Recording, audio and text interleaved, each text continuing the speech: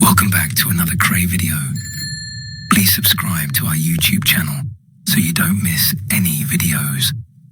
And for people really into the Krays, join our private Facebook group, Krays Crime Lords of London, where you will find stuff probably unavailable anywhere else. We're an established group with a large membership, and best of all, we're friendly. The link is in the YouTube description section.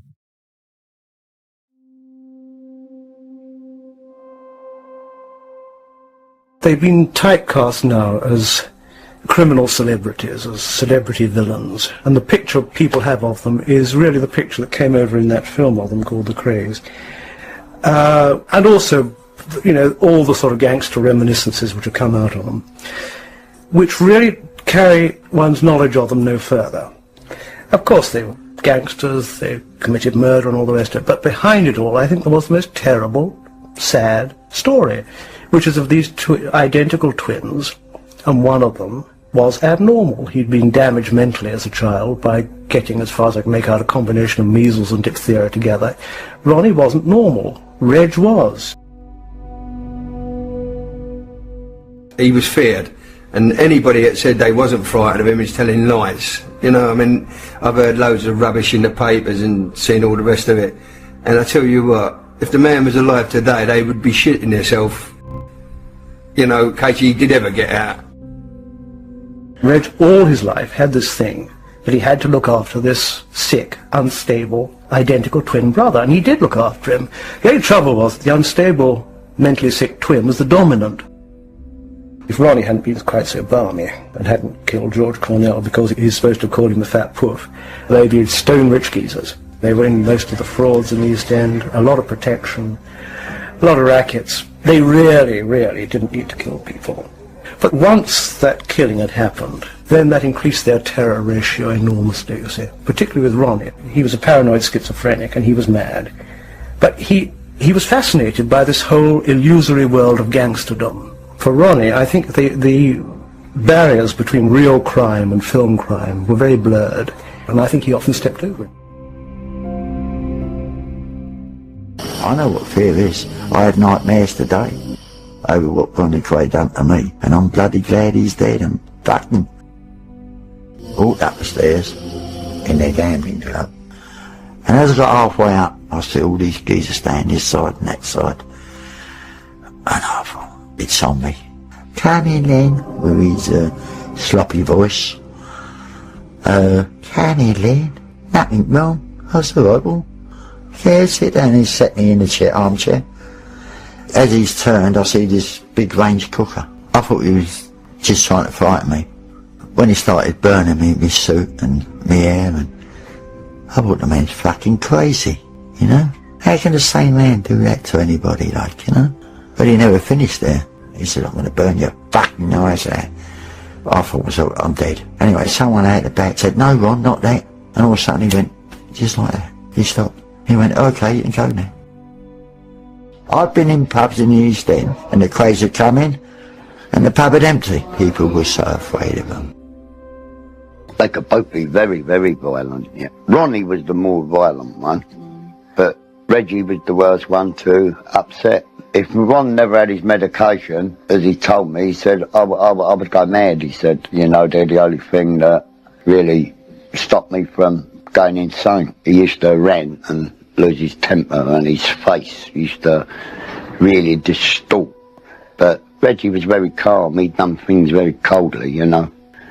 If he was going to stab you, he'd just stab you. I think where Ronnie would have killed in anger, Reggie would have killed in hate. I can remember someone coming into the club and Reggie Kray shoving a comb through their cheeks. Reggie had a long-tailed aluminium-type comb, steel comb, which he shoved through the man's cheeks, both cheeks, tied in a knot. They rolled him up in a carpet and took him out. They weren't rough, really rough people. They were quite gentlemen, you know. It was only if you crossed their path the wrong way that you suffered. Upsetting the Krays brought swift retribution. And Reggie had a big 8-inch hunting knife with a barbed edge on it, and he stuck it through Mickey Morris's arm, and obviously he screamed. I said, pack it up, because I said, you're going to have people run up the stairs. And Ronnie said, never mind about packing it up. He said, do it properly, Reg, do it properly. Put it up his guts, put it up his guts. Violence begot violence. They knew it paid off. So, being twins, the Krays, everybody feared them. This tremendous power to terrify was the Kray twins' greatest weapon. Ronnie just had to glare at some people and they'd shit themselves. That was one of his favourite tricks. He would sit in a pub or a club where we were, and people would be brought in for various reasons, and he could just sit there and stare at this person for half an hour, and that person he hasn't said a word to him, and that person's gone away and thoroughly cowed, you know. He's been told off without a word. That was how much fear they generated. When I first knew them, I found them very amusing in a way, you know. And though there was the excitement and danger around them, I used to laugh at their antics, you know. I met them many Saturday mornings. They were always getting themselves nicked on Friday night and appearing in court on Saturday morning. It was when all this killing and all that come about that they got worse than everybody else. And you, as young men, aligned yourself with Billy Hill. He's a very good person. I liked him a lot. So were you his proteges? Yeah, you could say that, yeah. Well, Reggie might say that Billy Hill was his role model because he was smarter, he was, in his opinion, cleverer than Spot, and he was also, in Reggie's opinion, more like Reggie than Ronnie. When we was going racing, he called us to his flat in Bayswater, and he turned around and said, "Oh, if you're going racing, I'll give you my pitch to go to," which we was very pleased about. He said William Hill was his name, correct name, and it was also the correct name of William all the bookmakers. He had a court case with the particular bookmakers, because they said he was promoting money on their name, which he wasn't. He won the case and he beat him.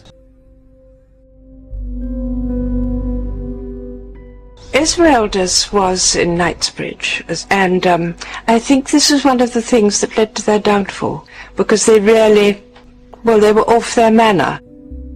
It was a big mistake, because instead of leaving it alone and keeping away from there and just popping their head in now and again, they took the East End to Knightsbridge.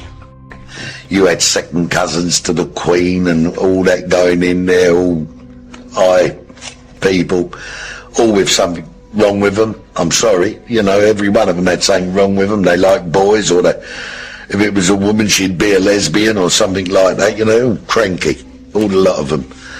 But Ronnie, you couldn't sit him amongst them type of people. I suppose the Knightsbridge set, they found it amusing to start with seeing all these scar faces and pug uglies roaming around.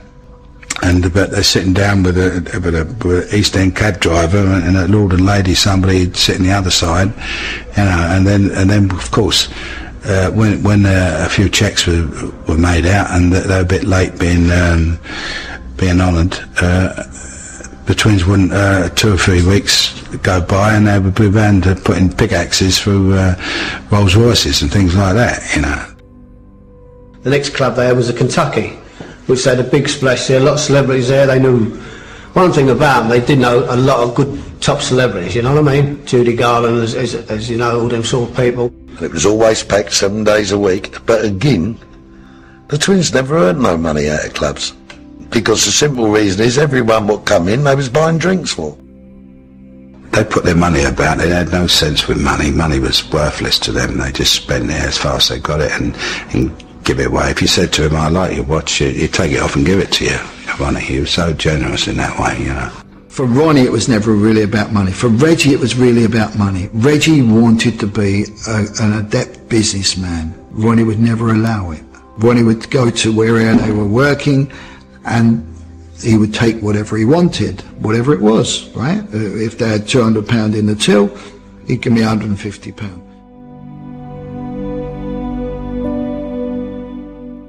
There they all were, in this background of 60s culture booming around the West End and the Chelsea set and this whole area. And they were this weird pair.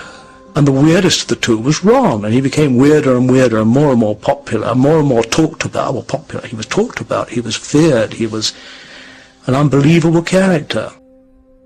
Fort Valence, that was the nickname. And sometimes you deserved it because they had everything in there, guns, knives, you name it. I went to Fort Valence on one occasion. After we'd had a victory in the magistrates' court, I went back with my instructing solicitor's managing clerk, who was a wonderful old character called Paddy Pakenham, who knew all the East End villains, and we had tea, and Violet gave us tea. And so I saw Fort Valence. It was an extraordinary experience because there was a conference going on in each room over different matters, and Violet presiding at the bottom in her curlers, and she brought tea and entrees up to each conference room. I've never seen anything like it before or since, and it was Violet's pride and joy in her kingdom. Well, she was a lovely woman. I mean, she's a typical mum, East End mum.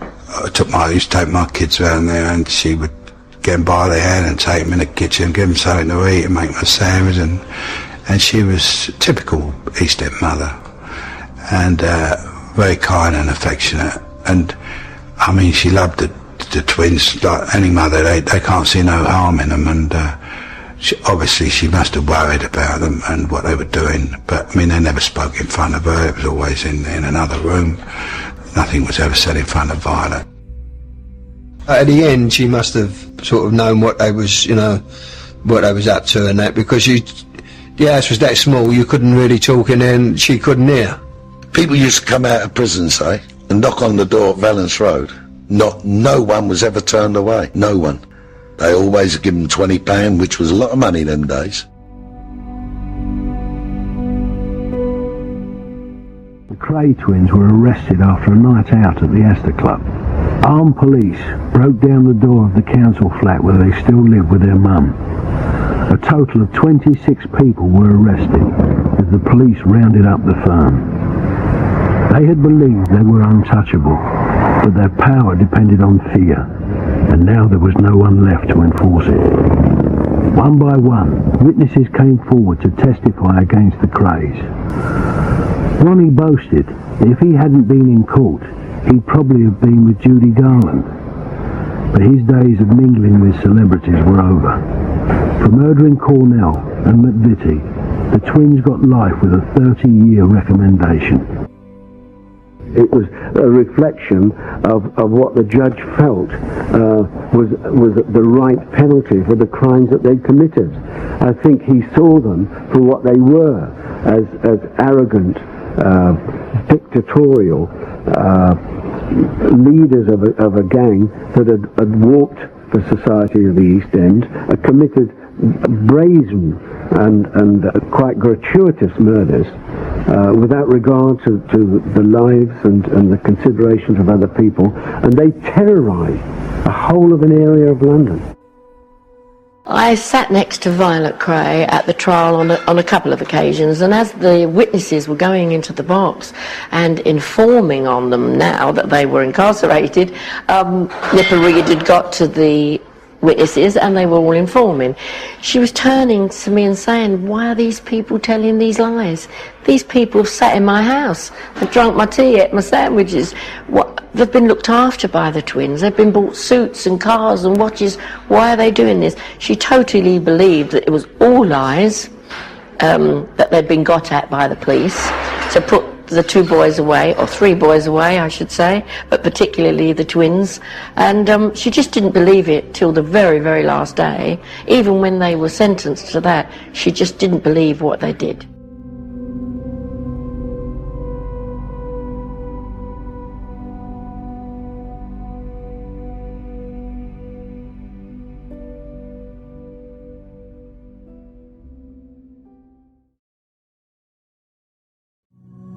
Thank you for watching. If you enjoyed the video, please join our Facebook group.